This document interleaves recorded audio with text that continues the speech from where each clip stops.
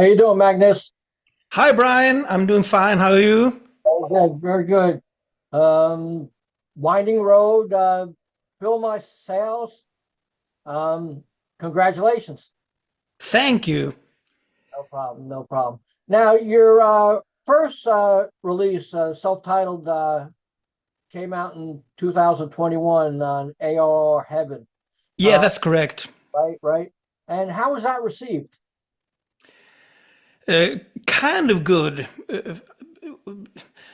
As you probably are aware, there's not that much CD sales Right. going on these days, but we did okay. Got good reviews, but we didn't reach a bigger audience. We didn't tour that album at all. So Right. Wow, wow. So the new album, Fill My Sails, that's on Pride and Joy. How come you switched over to that label or management? as I understand it, the guy who ran AOR Heaven closed shop basically, Right. and we had worked with Birgit, who runs Pride and Joy. I think she managed PR and stuff for AOR Heaven, so I knew her from before. Right. Wow, So wow. I sent her a couple of demos of this album, and she really liked it, and we signed with Pride and Joy. Cool, cool. Now this album only came out last week, right? Yeah, last Friday, so it's been out exactly 1 week now. Cool, cool. Have you read any reviews?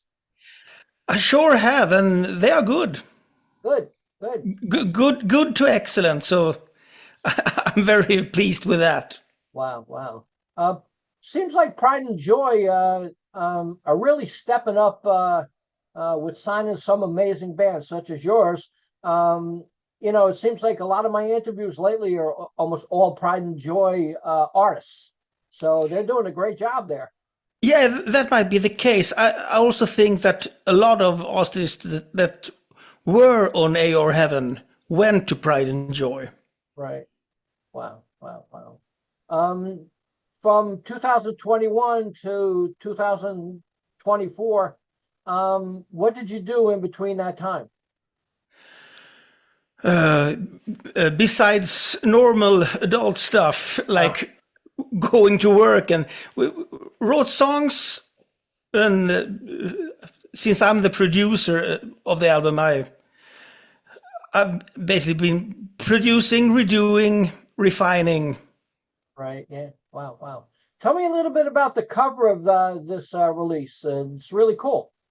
Yeah, it's made by a guy who I probably will fuck up the pronunciation, but I believe it's Ingo Ertel. He's German. Right.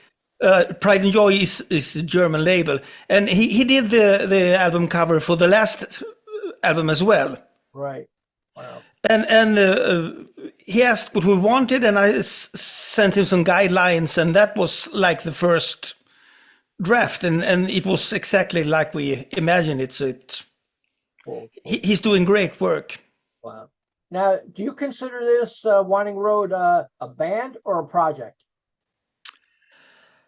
I consider it a band, although it's only three of us, and I'm playing the majority of the instruments. Right. But it's not like a project. We known each other for a lot of years, Right. and Wow. since we live in a very small town in Sweden, so there's not that many people who can play instruments at the level that I want them to. So I ended up playing most of the stuff myself. Right. Right. Have you tried any live gigs lately, like in small clubs or anything like that? We only ever done one gig, Right. unfortunately, but it's kind of hard, all of us are grown up, and we have work and kids and Right. all of that, and basically not a complete band. So but if we get any proposal from a festival or something, we're definitely game for going and playing. Right. Yeah.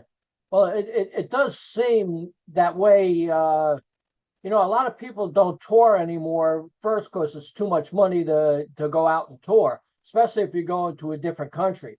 You Yeah. know. But Sweden definitely has a majority for myself of the best bands.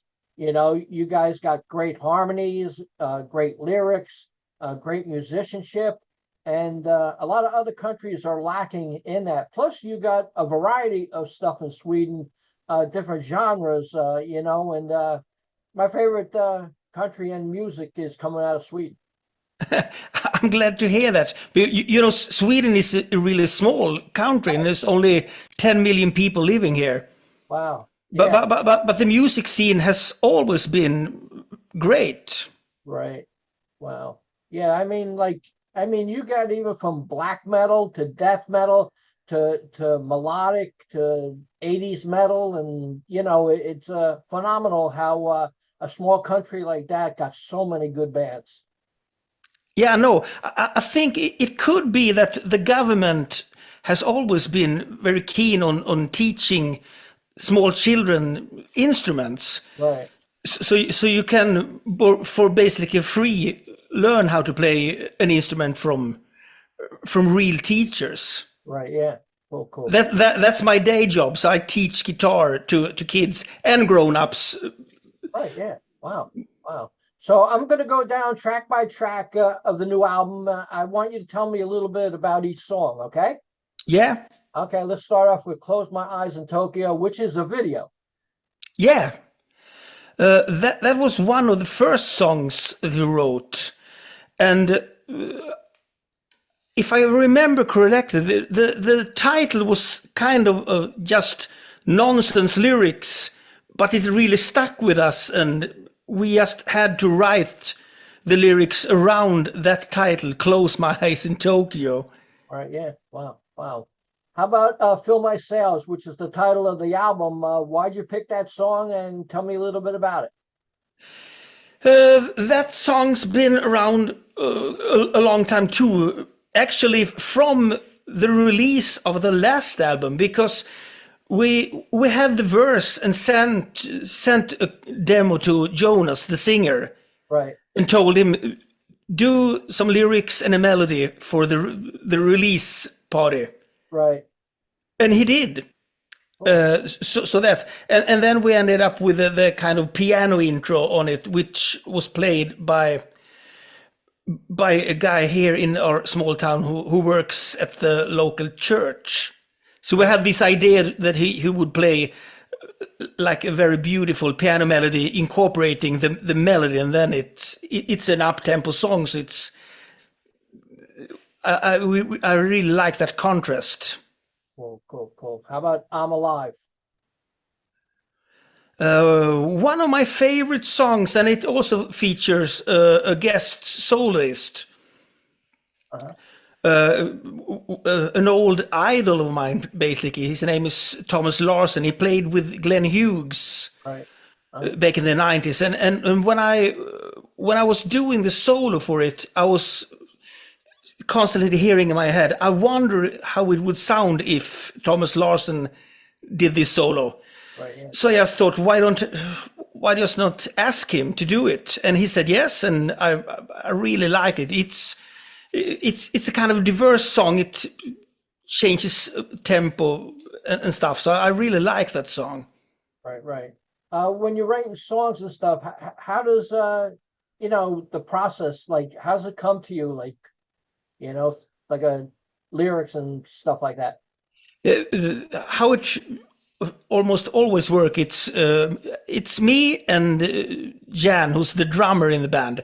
Right. We write like 95% of the songs. So it almost always start with me coming up with a riff or a chord progression and stuff. And I send a demo to him, and he does a melody. And then we team up in my studio, and he does a scratch vocal, and he's very good at coming up with nonsense lyrics. It's the real words, but Right. but we always end up with stuff like "Close My Eyes in Tokyo," which was something that he's just sang from the top of his head. And I think almost every title is stuck with him coming up with that kind of hook, and then we'll write the lyrics around the theme. Right. Yeah. Wow. That's pretty cool. Track number 4, I'll Give You My Heart to You. That's a song that it was a bit heavier from the beginning, but since this is melodic rock AOR, I had to cool down on the distortion a bit. But it's still kind of heavy. But we always try to have a very melodic chorus, no matter how the verses are. Right. Right. Did you ever like try to jump genres and play other kind of music before? Yeah, I've played a lot of genres. Uh-huh. I grew up playing thrash and death metal. Wow. And I played almost every genre from jazz, big band, folk music, country. Yeah, you name it. Wow. Wow. How about Love's Walking Out of Sight? That was a really old song that Jan already had. Right. But I liked the chorus, but hated the verse. So we redid the verse and beefed up the chorus a bit. It's kind of really classic AOR, in my opinion. Cool. When you go to have your material done and you go to Pride and Joy, do they ever, say anything, not negative, but want something changed or anything, or they give you free will, whatever you want? Kind of free will, just some pointers, but not on. I don't think I got any suggestions that I should change anything. Yeah, I think they liked everything that I sent them. Cool, cool, cool. Do they pick out the single, or do you guys do it? We picked out the first single, and then we let Pride and Joy pick the second single. Cool. How about track number 6, Hang Tough?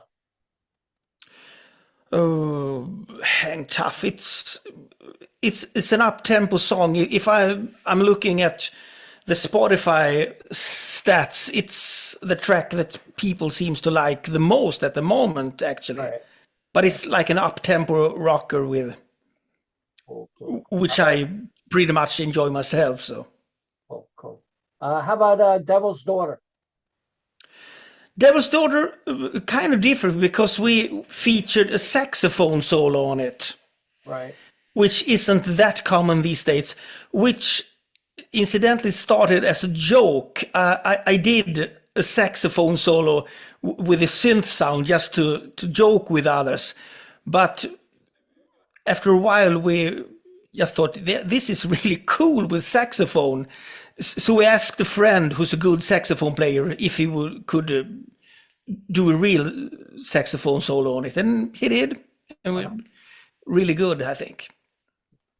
How about Closer to the Truth?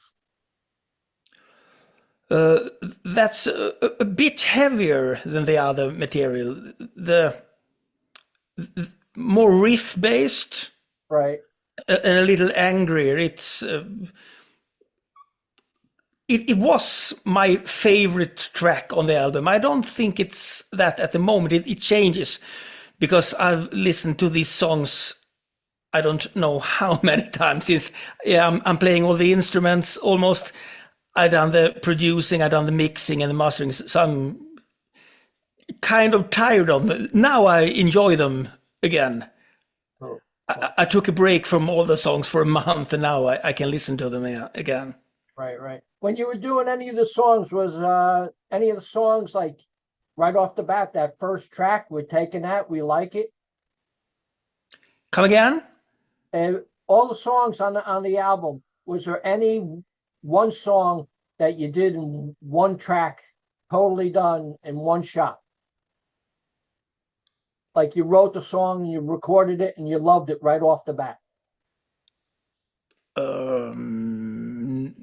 Not really, but I'm when I'm doing the demos, they almost sound like they end up. So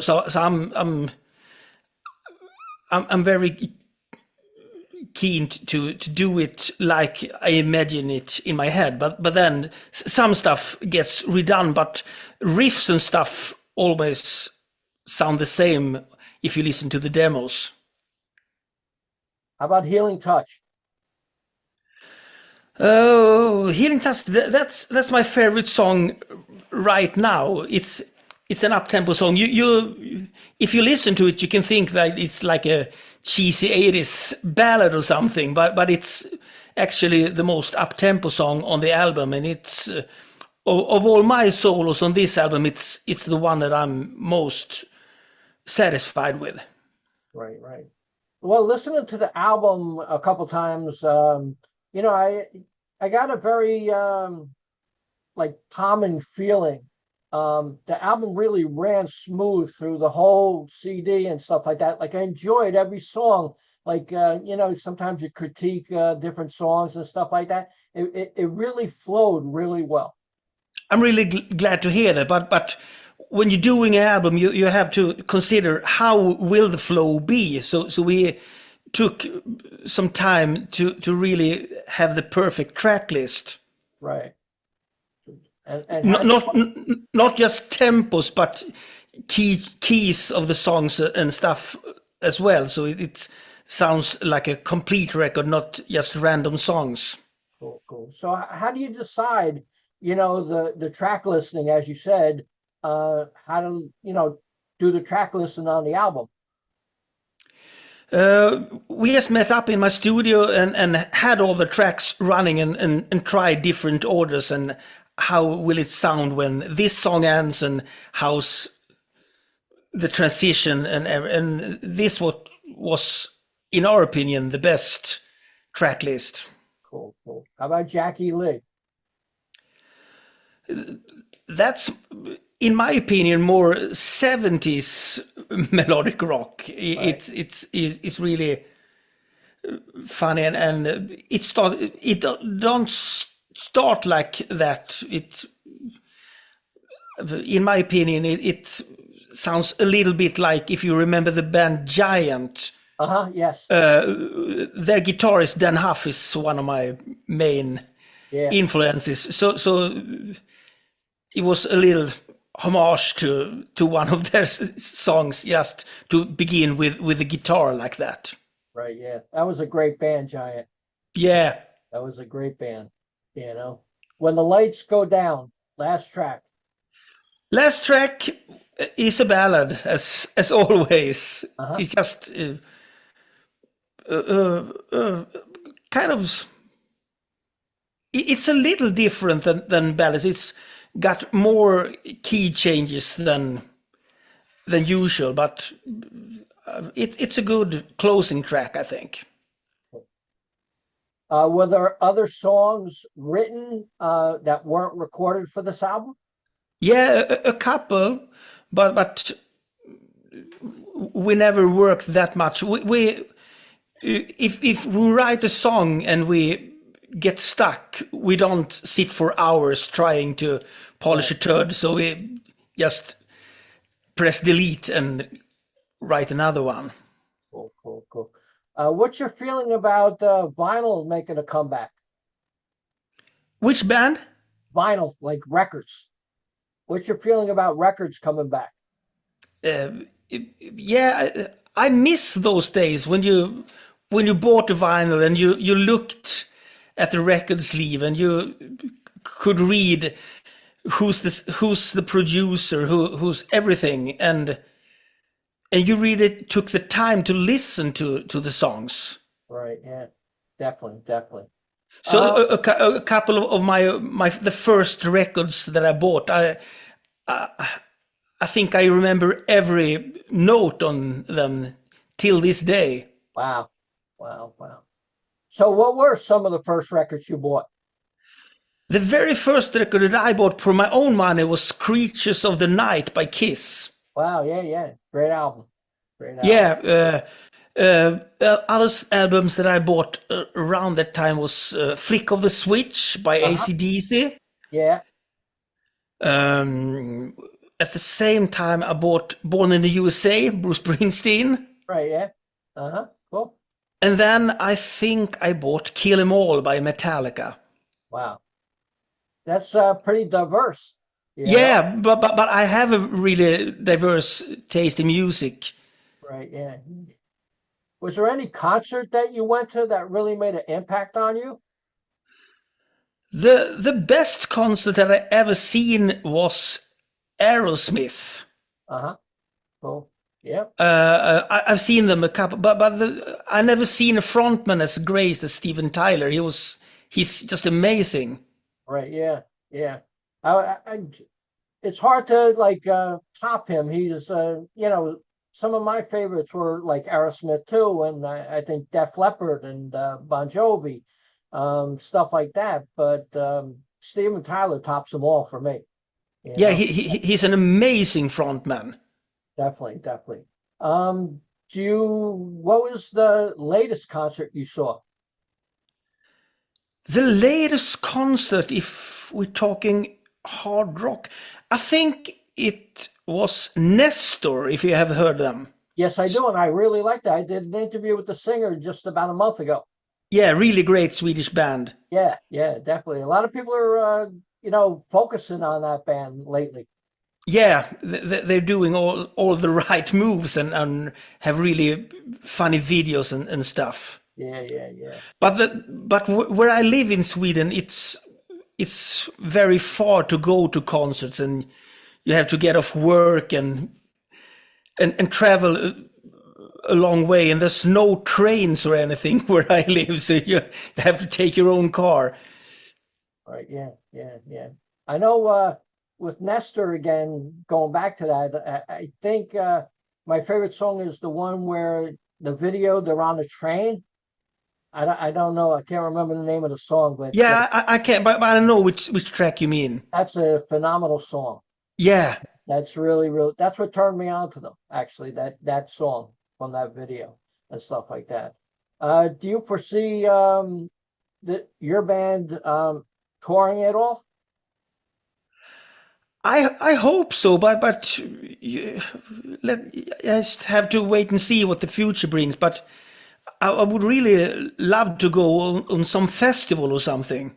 Right, I think it would be really hard to make a proper tour. right, yeah. Wow, wow. So what are your hopes for this album? To sell CDs and get a wider audience on like Spotify, Right. and hopefully do some gigs. Cool, cool, cool. What's your preference, vinyl, download, or CD? Oh, that's hard. But I really miss the vinyl days, and I prefer vinyls or CDs. It's in my opinion, if I have to stick my neck out, you haven't done an album if you haven't got it on CD or vinyl. Right, yeah, definitely, definitely. So back in the day, you used to, you have to mail a cassette to the people and this. How do you reach out to new fans? I think social media and word of mouth is how it works these days. Right, definitely, definitely. Yeah, you have to be prepared to do a lot of work yourself. Right, yeah. Do you do all the networking? No, we try to do it together, but just recently I've been the one doing most of it. Now, tell me about the other members of the band and your feelings towards them. I know them for quite a long time. We all been to the same music school in the early 90s. Right, And me and John, the drummer, we've been talking for a long time that we should do something because we both love melodic rock and stuff. But it never really happened until like the first album. So really we really work great together. And Jonas,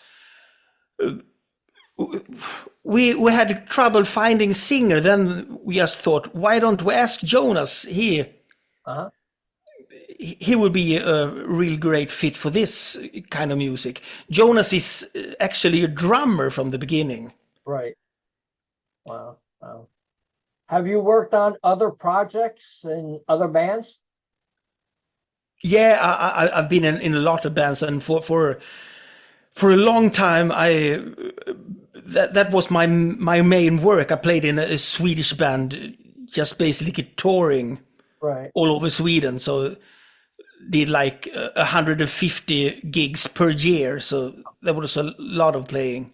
Cool, cool, cool, cool. Well, Magnus, it was great talking to you, and I appreciate the chat. Congratulations on Winding Road, Fill My Sails. Thank you, Brian. Would you like to say anything to the fans out there in conclusion? Yeah, just listen to our music and like our Facebook page and everything like that. Don't be strangers. Write something on our Facebook page. Cool, cool. Thanks very much. I appreciate it. Thank you, Brian. Take care. Bye-bye. Bye bye.